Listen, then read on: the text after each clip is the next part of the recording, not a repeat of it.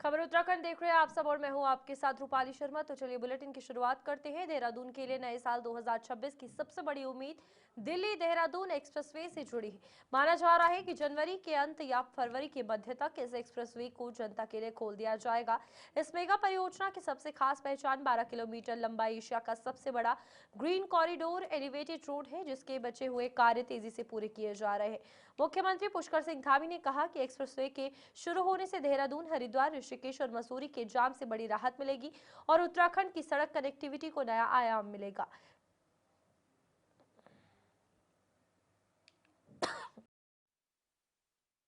सड़कों की दृष्टि से जहां चार धाम ऑल वेदर रोडों से लेकर भारतमाला श्रृंखला में भी अनेक सड़कें हमारी एक कोने से दूसरे कोने तक जोड़ने वाली आज निर्माणाधीन है, और देहरादून दिल्ली जो हमारा एक्सप्रेस वे है वह भी पूरी तरह से अंतिम चरण में है और जल्दी ही उसका भी होना है। इसी प्रकार इस एलिवेटेड रोड के निर्माण के कार्य को देहरादून, ऋषिकेश, हरिद्वार, मसूरी आसपास के क्षेत्रों में एक बड़ा दबाव हमको फुटफॉल का उसका सामना करना पड़ेगा। इसलिए पहले से भी हमने भारत सरकार के जो सड़क परिवहन मंत्रालय है वहाँ निवेदन किया था और उसके क्रम में उन्होंने हमको यहाँ पर की सैद्धांतिक रूप से स्वीकृति प्रदान की है। इसी प्रकार बहुत सारी सड़कें हमारी और निर्माणाधीन होनी है। अभी हमारा नंदा राजजात होना है, उसके लिए जो पूरी सड़क का निर्माण होना है, एक तरह से पूरे कुमाऊं गढ़वाल की कनेक्टिविटी होनी है। उन सभी के लिए मैं माननीय नितिन गडकरी जी से निवेदन करने के लिए उनके पास पहले से कुछ प्रस्ताव भी है। 5 तारीख को बैठक होने वाली है और हमें पूरी आशा है कि जैसे हर बार भारत सरकार माननीय प्रधानमंत्री जी के नेतृत्व में और सड़क का मामला हो या कोई और मामले हो, सभी में हमको मदद करती है, तो इसमें भी हमको मदद मिलेगी। जो हमारी आवश्यकताएं हैं, जो हमारे सामने ज़रूरत है, उन पर काम होगा और हमको आवागमन सुरक्षित होगा आने वाले लोगों और राज्यवासियों।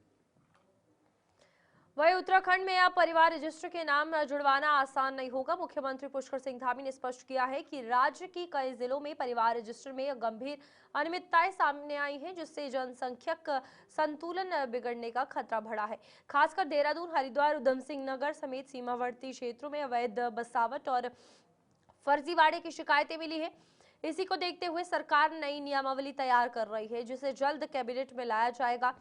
मुख्यमंत्री ने कहा कि भावी पीढ़ी के लिए सुरक्षित उत्तराखंड बनाए रखना सरकार की सर्वोच्च प्राथमिकता है। मुख्यमंत्री पुष्कर सिंह धामी के अनुसार रजिस्टर में बड़ी जो अनियमितताएं हुई हैं, जो राज्य के लिए ठीक नहीं है। खासकर अगर बात करें देहरादून, हरिद्वार, उधम सिंह नगर, नैनीताल, पौड़ी और कोटद्वार के अलावा जो है टिहरी के मुनि की रेती और इसके अलावा चंपावत के बनबसा, टनकपुर में जो क्षेत्र है वहाँ पर कहीं ना कहीं जनसंख्या संतुलन जो है वो बिगड़ा है। और प्रदेश में पिछले कुछ वर्षों से जो है लगातार जो सीमावर्ती क्षेत्र हैं वहाँ पर अवैध बसावट और फर्जीवाड़े की वजह से जो है जनसांख्यिकी जो संतुलन है वो कहीं ना कहीं बिगड़ने की कगार पर है। तो उसी को देखते हुए अब परिवार रजिस्टर में जो नाम है उनको आसानी से नहीं जोड़ा जा सकेगा। इसके लिए जो है सरकार नई नियमावली बनाने जा रही है और अगली कैबिनेट में जो है इसका कहीं ना कहीं जो है कैबिनेट में पास भी हो सकती है। और मुख्यमंत्री पुष्कर सिंह धामी के मुताबिक इसके लिए जो है लगातार ऐसा प्रस्ताव भी जो है लाया जाएगा। और कुछ लोग ऐसी जगह पर बस गए हैं जहाँ पर बात करें तो उनका नामो निशान नहीं है। और मुख्यमंत्री ने कहा भी है कि किसी भी कीमत पर भावी पीढ़ी को जो है असुरक्षित उत्तराखंड जो है वो नहीं देंगे और वह उनका भविष्य सुरक्षित रखना चाहते हैं। इसी की वजह से जो है कोई भी खतरा मोल नहीं लेना चाहते। तो ऐसे में बात करें तो लगातार जो शासन के अधिकारी हैं वो भी जो है परिवार रजिस्टर में नाम जिनके जो है बहुत अधिक वृद्धि हुई है दर्ज होने में, उसमें भी जो है कहीं ना कहीं हस्ताक्षर मैच नहीं कर रहे हैं। तो ऐसे में जो है सरकार इस पर जो है बड़ा एक्शन लेने की तैयारी कर रही है। देहरादून से कैमरा पर्सन शिव नारायण के साथ अभिनव नायक, गुलिस्तान। क्षेत्रीय विधायक मुन्ना सिंह चौहान ने अंबाड़ी में बारोटीवाला मेहूवाला रोड पर नवनिर्मित पुल का विधिवत पूजन अर्चना के साथ उद्घाटन किया है। चौहान सेतु के लोकार्पण के साथ पुल को जनता को समर्पित किया गया। विकासनगर के पास किलोमीटर 9 पर बने 12 मीटर स्पैन वाले इस प्लेट गर्डर सेतु का निर्माण करीब 183 लाख रुपए की लागत से किया गया है। विधायक ने शीलपट्ट का अनावरण कर ये कहा कि ये पुल स्थानीय ग्रामीणों के लिए बड़ी सौगात है, जिससे आवागमन सुगम होगा और क्षेत्र के विकास, रोजगार व पर्यटन को भी नई रफ्तार मिलेगी। उन्होंने क्षेत्र में अन्य पुल पुलियों के जल्द निर्माण का भी भरोसा दिलाया है।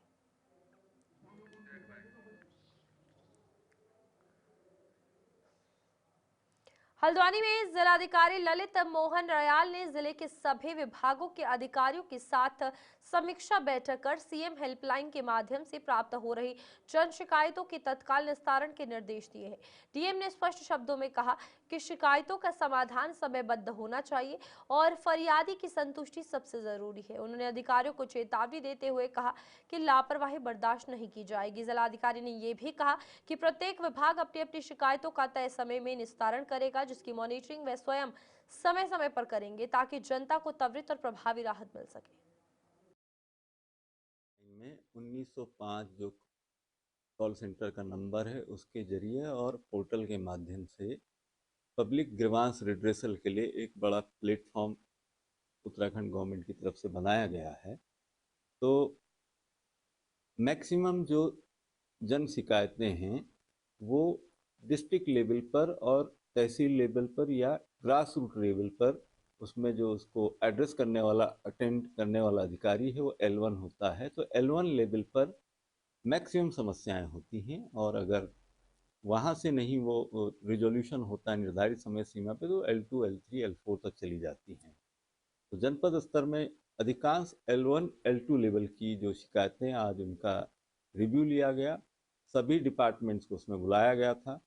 तो अधिकांश शिकायतें राजस्व विभाग से, जल संस्थान से, PWD, नगर पालिका, नगर निगम, जो जन समस्याओं को केंद्रित या एड्रेस करने वाले विभाग हैं उनसे रिलेटेड थी। तो इसमें लगभग जो हमारे 50-60 विभाग होते हैं, सभी विभाग के प्रतिनिधियों से रिव्यू लिया गया और उन्हें जो निर्धारित समय सीमा है उसमें। शहर के सबसे चर्चित कुसुमखेड़ा इलाके में राधिका ज्वेलर्स चोरी कांड का पुलिस ने खुलासा कर दिया है। इस बीच एसएसपी मंजुनाथ टीसी ने प्रेस कॉन्फ्रेंस कर बताया कि सनसनीखेज वारदात में शामिल अंतरराष्ट्रीय गिरोह के 4 छात्र चोरों को गिरफ्तार किया गया है। आरोपियों ने ज्वेलर्स की बगल की दुकान में किराएदार बनकर सुनियोजित तरीके से चोरी को अंजाम दिया। पुलिस ने 54 ग्राम सोना और 7.5 किलो चांदी, करीब 22 लाख रुपए के जेवरात बरामद किए हैं। सीसीटीवी फुटेज के आधार पर कार्रवाई की गई और फरार आरोपियों की तलाश जारी है। हाल ही में दिनांक 21 दिसंबर को हल्द्वानी में एक सूचना आई, आप सभी लोग उससे अवगत है कि किस तारीख को एक घटना सामने आई जिसमें राधिका ज्वेलर्स है मुखानी में। राधिका ज्वेलर्स में एक जो है सेंधमारी करते हुए बगल की दुकान में किराएदार बन के आए थे कुछ लोग और उनका सत्यापन नहीं कराया था बगल की दुकानदार ने और उन्होंने किराएदार होने का नाटक किया पिछले 1 महीने से और जो है उस दुकान में दीवार में सेंध मारते हुए राधिका ज्वेलर्स में उन्होंने नकबजनी करके वहाँ का जो ओपनली जो रखे थे आइटम्स, विभिन्न प्रकार की चांदी और चांदी के गिट्टे और चांदी का जेवर और सोने का जेवर और सोने के गिट्टे जो है चोरी हो गई थी। ये सभी को चर्चित मामला था। उस दिन से ही हमने एसआईटी को एक्टिवेट किया था। क्राइम में विशेष रुचि रखने वाले समस्त पुलिस पर्सनल्स को एक्टिवेट किया था। इस पूरी घटना में एसआईटी बना के एसआईटी का हेड हमने मनोज कत्याल एसपी हल्द्वानी को बनाया था। बहुत बड़ी टीम थी, मैं उस दिन भी बता रहा था, मोर देन 20+ टीम थी। उस घटना में हमें आज सफलता प्राप्त हुए है। कुल मिला के 4 अभियुक्त गिरफ्तारी हुए हैं और उनके कब्जे में 7.25 किलो चांदी और लगभग 54 ग्राम्स ऑफ गोल्ड और कुल मिला के 21 लाख के अराउंड जो है सामान जो है हमको विभिन्न चांदी और सोने का सामान बरामद हुआ है। साथियों मैं बता दूं ये अंतरराज्यीय और अंतरराष्ट्रीय क्रिमिनल गैंग्स का काम है। हल्द्वानी के चंदन हॉस्पिटल का अमानवीय चेहरा उस समय सामने आया जब अल्मोड़ा से आए एक मरीज को 2 घंटे की इमरजेंसी इलाज का 80,000 रुपए का बिल थमा दिया गया। इलाज के दौरान मरीज की मौत भी हो गई, लेकिन अस्पताल प्रशासन ने पूरी रकम जमा ना होने पर शव देने से इनकार कर दिया। पीड़ित परिजनों ने इसकी सूचना एसएसपी नैनीताल मंजुनाथ टीसी को दी। एसएसपी के निर्देश पर पुलिस ने सख्त कार्रवाई की, जिसके बाद अस्पताल ने शव सौंपा। एसएसपी ने बताया कि उन्हें लिखित शिकायत मिली है और अस्पताल प्रबंधन के खिलाफ नियमानुसार कार्रवाई की जाएगी। कल रात को एक बहुत ही मतलब विध्रावक और निर्ममता और अमानवीय कृत्य जो है मेरे सामने आया। हमें रात को पीड़ित पक्ष के रिश्तेदारों ने बोला कि हमारा रिश्तेदार है, अल्मोड़ा से आए थे, वो एक पहाड़ी महिला है सीमा नाम का, उनका ऑलरेडी तबीयत खराब था और रेफ़र होके नीचे आए थे सुशीला तिवारी में। उनको जो है रेफ़र के बाद जो है वो चंदन हॉस्पिटल में एडमिट हुए थे। मात्र 2 घंटे का इलाज चला, मात्र 2 घंटे का इलाज चला के तो 2 घंटे के बाद इनको मृत घोषित कर दिया गया था। और उसके बाद उस पेशेंट को और उस पेशेंट के जो अटेंडर्स को इतना टॉर्चर किया गया था। 80,000 रुपये का बिल बनाया मात्र 2 घंटे में, मात्र 2 घंटे में इमरजेंसी में इलाज देकर उनको 80,000 रुपये का बिल पकड़ाया और बेसिकली बिल का डिमांड किया। और उन्होंने बड़े मुश्किल से हाथ पैर जोड़ के इधर उधर रिश्तेदारों से जो है मांग के 50,000 प्लस 55,000 समथिंग उन्होंने 57,000 भी पेमेंट किया। इसके बाद भी बहुत ही निर्ममता से अमानवीय तरीके से बात करके उनको डरा के धमका के बॉडी को बंद करके उनको एक्सटॉर्शन किया जा रहा था कि अगर तुम पैसे नहीं देते हो बॉडी हम ही यूज़ कर लेंगे, हम ही इसको रख देंगे, हम बॉडी बिल्कुल नहीं देंगे, तुमको भी बंद करके पीटेंगे करके बहुत टॉर्चर किया जा रहा था। रात को 10 बजे वो पीड़ित पक्ष जो है रोते रोते हमको फ़ोन किया, तो तत्काल हमने पुलिस टीम्स को एक्टिवेट किया और जो है बॉडी को रिलीज़ करने की जो कार्रवाई है और डेथ सर्टिफिकेट को उपलब्ध करवाने की कार्रवाई हमने कराया है।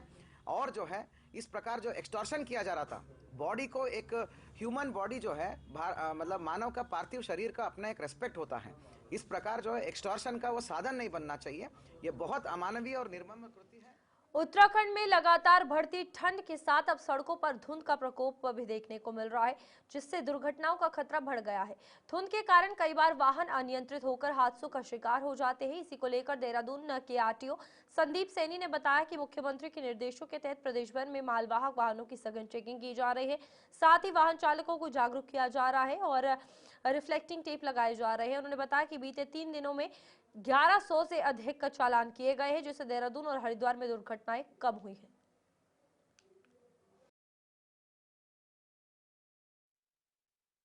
चालान अगर हम बात करें तो पिछले 3 दिन में हमारे यहाँ 1100 से ऊपर गाड़ियों के चालान किए गए हैं और स्पेशली हमने ड्रिंक एंड ड्राइव के लिए भी हमारी अभियान चलाया गया था, जिसमें अभी 58 लोगों को ड्रिंक एंड ड्राइव केस में पकड़ा गया है और उनको पुलिस के सुपुर्द किया गया था, जिससे इन जनरल हमारे संभाग में देखेंगे तो जो एक्सीडेंट्स हैं, एक्सीडेंट्स की कमी आई है और हमारे जो रोड सेफ्टी का जो डेटा होता है उसमें हरिद्वार और देहरादून जिले में एक्सीडेंट में भी कमी आई है।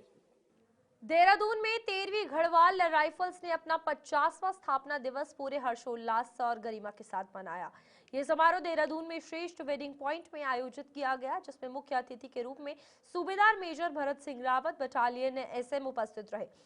कार्यक्रम की शुरुआत गौरव सेनानियों, वीर नारियों और उनके परिवारों द्वारा शहीदों को श्रद्धांजलि अर्पित करके की गई। इस अवसर पर 13वीं गढ़वाल राइफल्स के स्वर्णिम 50 वर्षों की उपलब्धियों और देश सेवा में दिए गए योगदान को याद किया गया। कार्यक्रम में अनुशासन, परंपरा और वीरता की भावना साफ दिखाई दे रही थी।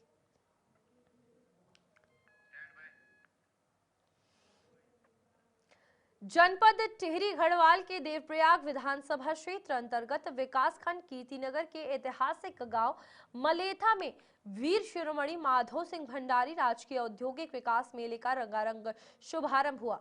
छेणाधार स्थित स्मारक पर पूजा अर्चना के बाद मार्च पास्ट निकाला गया, जिसमें वीर माधो सिंह भंडारी की झांकी आकर्षण का केंद्र रही। मुख्य अतिथि विधायक विनोद कंडारी ने दीप प्रज्वलित कर मेले का उद्घाटन किया और उन्हें युग पुरुष बताते हुए उनके त्याग को प्रेरणा स्रोत कहा। उन्होंने स्मारक सौंदर्यकरण के लिए 79 लाख रुपए स्वीकृत होने की जानकारी दी। मेले में पंचतत्व बैंड और स्कूली बच्चों की सांस्कृतिक प्रस्तुतियां दिखाई गई, जिसमें समा बांध दिया गया। मेला है और मैंने इसको विगत कई सालों से इसको राजकीय मेला, औद्योगिक कृषि विकास मेला इसको बनाया है और पिछली बार मैं मुख्यमंत्री जी को यहाँ पर लेके भी आया था और मुख्यमंत्री जी जिस स्तर पर हम खड़े हैं, इस स्तर के लिए मुख्यमंत्री जी ने 80 लाख रुपए दे दिए। इसका सौंदर्यीकरण हम करेंगे, नई घोषणा मैंने यहाँ पर कराई है और निश्चित तौर पर एक गाँव के लोगों को लेकर एक माधो सिंह भंडारी जी की जो वीर गाथा को उसको याद करने का हमें समय मिलता है और निश्चित तौर पर माधो सिंह भंडारी जो है हमारी नई पीढ़ी के लोगों के लिए उन्हें रोल मॉडल का काम करेंगे, जिस तरीके से उन्होंने जो है अपनी वीरता का जो परिचय दिया। और निश्चित तौर से आज आपने देखे आज पूरे गांव के लोग जो है वीर माधो सिंह भंडारी जी के जो यहाँ पर स्थल है उसमें उनको जब पूजा अर्चना करके आए और इसके बाद हम जो है ध्वजा होते हुए जो कार्यक्रम स्थल पर मेले पे जाएंगे। मेरा नाम रश्मि रावत, मैं ग्राम प्रधान मलेथा। जैसे कि हमारा इस मेले का उद्घाटन है, तो इसमें माननीय विधायक जी भी आएंगे, समस्त ग्राम सभा के लोग, समस्त क्षेत्रवासी आएंगे और ये हमारा उसके माधो सिंह भंडारी के लिए एक स्मृति है कि हम आपको अभी भूले नहीं हैं और हमको गत वर्षों की तरह इस वर्ष भी हम उसको उसी हर्षोल्लास से मनाएंगे। इसकी मैं कामना करती हूँ कि रामनगर वन प्रभाग के अंतर्गत कोटा रेंज के पाटकोट क्षेत्र के भलून गांव में बाघ के हमले से सनसनी फैल गई है। सिंचाई विभाग की पाइपलाइन परियोजना में काम कर रहे बिहार निवासी श्रमिक अभिमन्यु कुमार की बाघ के हमले में मौत हो गई है। घटना के बाद वन विभाग ने ड्रोन और पैदल दलों के साथ सघन सर्च ऑपरेशन चलाकर जंगल से शव बरामद किया है। डीएफओ ध्रुव मर्तोलिया ने घटना की पुष्टि करते हुए क्षेत्र में अलर्ट जारी करने की बात कही है। एक सप्ताह में ये तीसरी घटना है जिसके बाद ग्रामीणों में दहशत और आक्रोश और बढ़ गया है। बाघ को पकड़ने के लिए पिंजरा और ट्रैंक्विलाइजेशन की कार्रवाई तेज कर दी गई है। 6:15 बजे यहाँ भलौन एक यहाँ पे छोटा सा नाला है। 6:15 बजे एक टाइगर ने एक श्रमिक था बिहार निवासी चंपारण जिले का, तो उसको अपना शिकार बना दिया। तुरंत हम लोग यहाँ पर पहुँचे तो बॉडी तो रिकवर हो गया है। इसके साथ साथ अभी हमारी एक डॉक्टर की टीम और स्टाफ की टीम मय असले के मचान बना के वहाँ पे मृतक के कपड़ों को रखकर ट्रैंक्विलाइज करने के लिए बैठे हुए हैं। तो विश्वास है कि आज ट्रैंक्विलाइज हो सकता है। हाँ, एक टाइगर यहाँ पे लोकेट होने का ना सूचना थी, तो हम लोग 2-3 दिन से इसको ट्रैंक्विलाइज करने की, उसको परमिशन भी मिली थी ट्रैंक्विलाइज करने की, इसको ट्रैंक्विलाइज करने की कोशिश कर रहे थे और लगातार हम लोग यहाँ पर जागरूक भी कर रहे थे। और अनफॉर्चुनेटली पता नहीं ये लेबर कुछ सामान भूल गया, क्या किया इसने, नाले में गया था तो ये घटना घट गई है। तो अभी देहरादून के अमरीक हॉल रेस कोर्स में युवा दून डिस्ट्रीब्यूटर्स एसोसिएशन की ओर से भव्य पारिवारिक धार्मिक भजन संध्या का आयोजन किया गया। कार्यक्रम में राम आएंगे जैसे भावपूर्ण भजन सुनने को मिले और व्यापारी परिवार भक्ति में लीन नजर आए। इस अवसर पर विभिन्न व्यापारिक संगठनों के पदाधिकारी, भाजपा महानगर अध्यक्ष सिद्धार्थ अग्रवाल सहित कई गणमान्य अतिथि मौजूद रहे। आयोजकों ने कहा कि इस तरह के आयोजन पारिवारिक एकता को मजबूत करने के साथ साथ सांस्कृतिक मूल्यों के संरक्षण और समाज में आपसी सद्भाव बढ़ाने का कार्य करते हैं।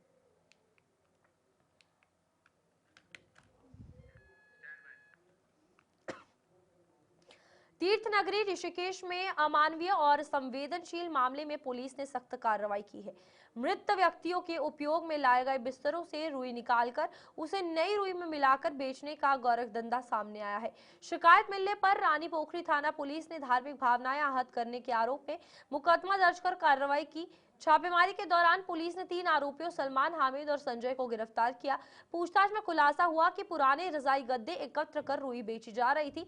पुलिस ने तीनों को कोर्ट में पेश कर जेल में भेज दिया है और मामले की विस्तृत जांच जारी है।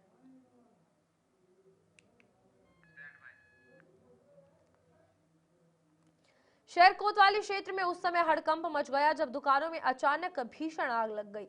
आग की लपटें तेजी से फैलने लगी और इस बीच जिससे आसपास के क्षेत्र में अफरा तफरी का माहौल बन गया। सूचना मिलते ही दमकल विभाग की टीम मौके पर पहुंची और कड़ी मशक्कत के बाद आग पर काबू पाया गया। इस हादसे में करीब 4 दुकानें पूरी तरह जलकर खाक हो गई। हालांकि किसी के हताहत होने की सूचना नहीं है। फिलहाल नुकसान का आकलन किया जा रहा है। आग लगने के कारणों का अभी तक पता नहीं चल पाया है और पुलिस व दमकल विभाग मामले की जांच में जुटे हुए हैं।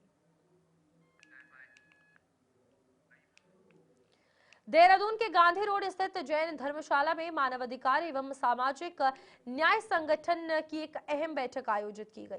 बैठक में संगठन के आगामी कार्यक्रमों पर विस्तार से चर्चा की गई और सदस्यों के नेम प्लेट व पहचान पत्र उन्हें वितरित किए गए। इस दौरान नशा मुक्ति अभियान के पोस्टरों के माध्यम से समाज को जागरूक करने का संदेश भी दिया गया और कार्यक्रम के मुख्य अतिथि समाज सेवी व बॉलीवुड एक्ट्रेस इंद्राणी पांधी ने संगठन द्वारा किए जा रहे सामाजिक कार्यों की सराहना की।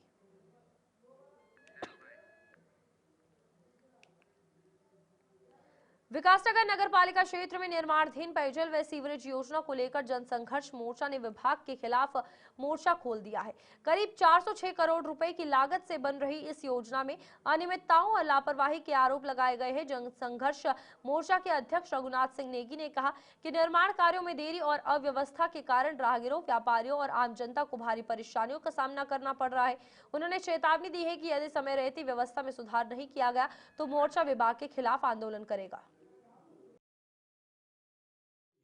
परियोजना है 400 करोड़ रुपए से अधिक की परियोजना है। विकास नगर पालिका क्षेत्र के अंदर सीवरेज और पेयजल की लाइन बिछाने का काम है, लेकिन इतनी ज्यादा व्यवस्थाएं हैं जिसका वर्णन नहीं किया जा सकता। और आज जो हमें मजबूरन उतरना पड़ रहा है, क्योंकि जनता जब ज्यादा परेशान हो गई तब उन्होंने हमको अप्रोच किया और अब ये मामला मोर्चा के पास आ चुका है। अब मोर्चा के पास आने का मतलब समझ लीजिए, न तो अधिकारियों की खैर है न उस संबंधित ठेकेदार की खैर है, और अधिकारियों की फुटबॉल बनाने का हम काम करेंगे। आखिर इतनी बड़ी परियोजना जो सरकार का 400-500 करोड़ रुपए लग रहा है, आखिर उसको तुम ऐसे ही जाया कर दोगे? पूरी जनता परेशान है। आज आप देखते हैं सड़कें खुदी पड़ी है, कोई पूछने वाला नहीं, न उनका समतलीकरण हो रहा है। जब आपने लाइन बिछा दी है तो उसका समतलीकरण कौन कराएगा? तमाम जो धूल है, मिट्टी है, लोगों के घर में उड़ के जा रही है, उसमें छिड़काव नहीं होता है। और उसके साथ साथ जो पालिका क्षेत्र की अगर मैं बात करूं तो जो पालिका का प्रशासन है, पालिका प्रशासन है और हमारा स्थानीय प्रशासन है, आखिर आंखें मूंदे क्यों पड़ा हुआ है? मेन हॉल की अगर मैं बात करूं, मेन हॉल आप देख लीजिए, कई जगह ऐसे हैं 1-1 फीट ऊंचे मेन हॉल खड़े कर दिए, सड़कें बिल्कुल नीचे हैं, लोग आ रहे हैं, गिर रहे हैं। वही खटीमा में नववर्ष का जश्न प्रतिभा और सम्मान के साथ मनाया गया। लॉयंस क्लब खटीमा सिटी द्वारा आयोजित विशेष नववर्ष कार्यक्रम में विभिन्न प्रतियोगिताओं का आयोजन किया गया, जिसमें बच्चों से लेकर महिला और पुरुष वर्ग तक के प्रतिभागियों ने बढ़ चढ़कर हिस्सा लिया। प्रतियोगिताओं में शानदार प्रदर्शन करते हुए मुदित रौतेला ने प्रथम और कमल जोशी ने द्वितीय स्थान हासिल किया। कार्यक्रम का संयोजन प्रदीप बत्रा द्वारा किया गया, जहाँ दर्जनों प्रतिभागियों को सम्मानित कर उनका उत्साहवर्धन किया गया। आज का प्रोग्राम जो हमारा नववर्ष का प्रोग्राम लॉयंस क्लब सिटी द्वारा ऑर्गेनाइज किया गया था, जिसमें हमारे सारे सदस्यों ने मिलजुल कर इस प्रोग्राम का लुत्फ उठाया है और नए साल 2026 का तहे दिल से और बड़ी खुशियों के साथ स्वागत किया है कि आने वाले इस साल में हम ऐसे ही सेवा कार्य करते रहें और इस समाज को, जो भी समाज के उपेक्षित व्यक्ति हैं, उन तक कुछ ना कुछ उनकी सुविधा हम पहुंचाते रहें। यही हमारा उद्देश्य है। खटीमा सिटी के द्वारा आज जो नव वर्ष का सेलिब्रेशन करा गया, इसमें माननीय अध्यक्ष जी द्वारा जो सब चीज़ें करी, बच्चों को लेकर कई तरह के गेम्स कराए गए और उस गेम्स के साथ बच्चों को एक नई प्रेरणा दी गई कि किस तरह से समाज में एक दूसरे का सहयोग करना है हमें। और ये भी बताया गया अध्यक्ष जी के द्वारा कि एक नए समाज के। तो चलिए बुलेटिन में अभी के लिए इतना ही। खबरें आगे भी जारी रहेंगी, आप देखते रहिए गुलिस्तान न्यूज़।